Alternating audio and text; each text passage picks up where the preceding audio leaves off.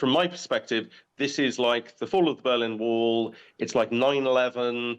It is just a complete game changer in everything. I'm speaking to people in and out of the Ministry of Defence over here.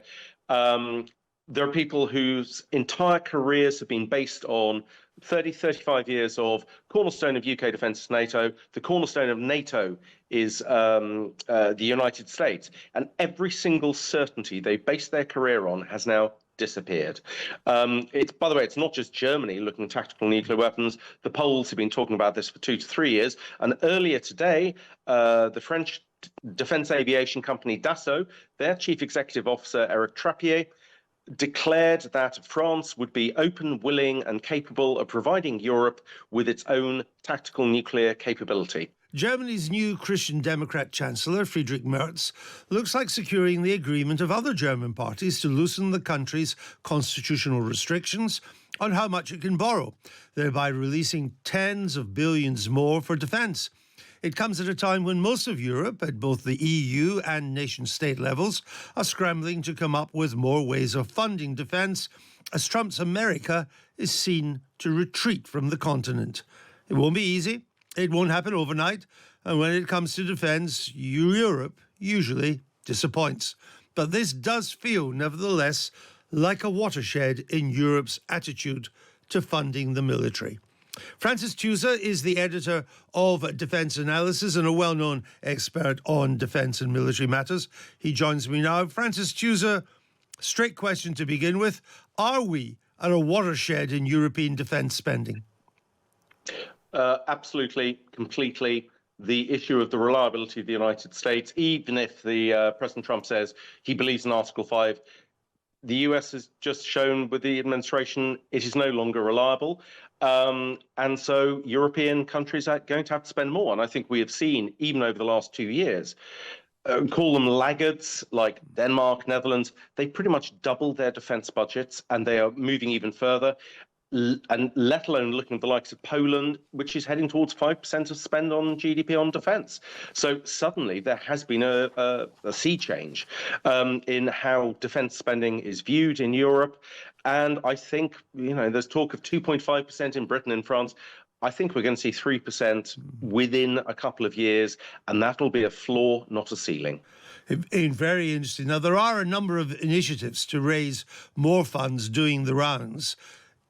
The Germans, for example, talking about a £330 billion blitz on defence spending. The European Union talking about an £800 billion defence fund. On the German proposal, is that one of the more hopeful of the ways forward? I wouldn't actually say it's hopeful, bearing in mind the previous German administration, Indeed. they had the investment of over 100 billion, which has largely been spent. So the Germans have shown they can spend it. I think what's going to be interesting this time round is whereas the Zeitenwende, the 100 billion, a lot of that went on American supplied equipment. This time round, because of the disengagement of the United States from Europe, I think we will see more and more spent with European companies on European capabilities. That's going to be the big difference. There's two levels of spending here. There's the nation-state level and also the European Union, the Commission, setting up funds which will borrow the money and then lend to various European governments. How significant is that at the European level? If they get the money together, if they agree on how the money is spent, as a force multiplier, it will be incredibly important. I can see, because it's been happening already, lots of disagreements between the various countries going, okay, yes, EU, raise the money, but I want to see the money coming to my factories, not to their factories.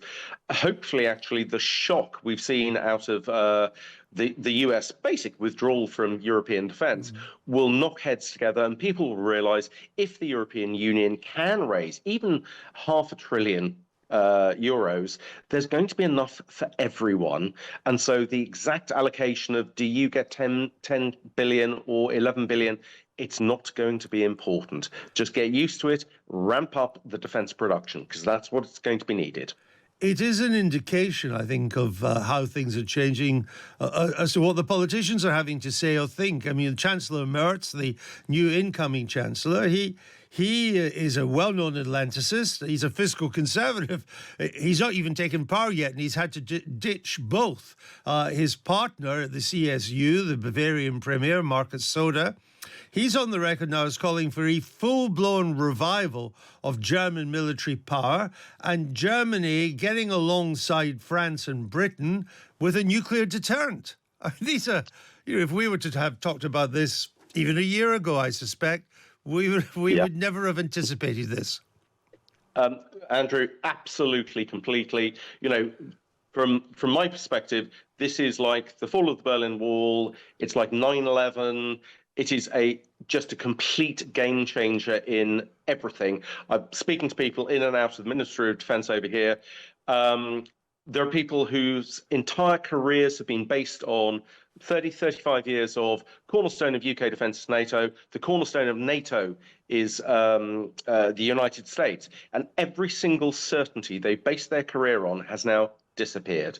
By the way, it's not just Germany looking at tactical nuclear weapons. The Poles have been talking about this for 2 to 3 years. And earlier today, the French defence aviation company Dassault, their chief executive officer, Eric Trappier, declared that France would be open, willing, and capable of providing Europe with its own tactical nuclear capability.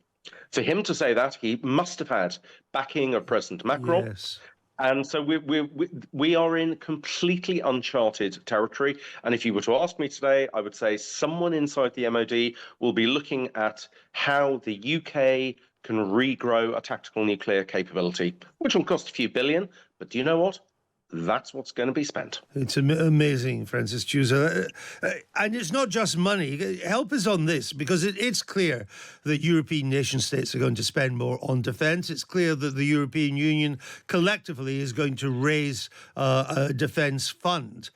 But what of European defence structures and resources? Should all this be done through the EU, which hasn't really been involved in defence? Or should there be a NATO without America? Or should there be a new coalition of the willing among European nation states? Andrew, things have been moving at such a breakneck speed over the last, let's say, week, 2 weeks, 3 weeks. The answer to your question is probably all of the things you've mentioned. There are specific, if you were to look at tactical nuclear weapons, right, 2 countries in Europe can build them, UK and France, in which case, in the nicest sense, forget about the EU, there would be an Anglo-French agreement to resume tactical nuclear warhead production, which others would then buy into. If you were looking at, say, artillery ammunition, just we need more of it, fine, I suspect the EU could play a valuable role. Everything is happening so quickly and at such pace, it's not one size fits all. It's going to be bilateral, multilateral, unilateral, and we've just got to cope with it. And what I found interesting today is a number of people have been saying to me, and you were talking specifically about the Chancellor-to-be, Merz. The person said to me, what is interesting is politicians are understanding the speed of change of the defence and security situation in Europe far better than the diplomats. The diplomats are still doing it. No, let's continue with the old ways. Whereas the politicians realize things have changed and will not be going back to where they were. Understand. While we've got you and your expertise, this sanctioned Russian cargo ship, accompanied by a Russian warship, spotted in the Channel. What can you tell us about that? Well, it may be sanctioned, it may be unable to dock in European ports without being seized and so forth, and especially with a warship next to it.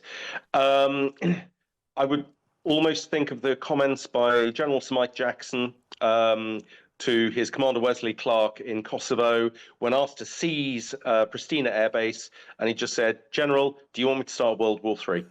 I remember that. You know, if we want to, we could seize it and so forth. Are people yet ready for that? No. And sadly, this is how we're going to have to start thinking. We don't know where it's going, though, yet, do we? Is it heading for Russia? Almost certainly heading for Russia. Whether it's going to go through the Baltic or around the North Cape of Norway to the naval bases there, we don't yet know. All right. Francis Tusa, editor of Defence Analysis, thank you for joining me on Times Radio.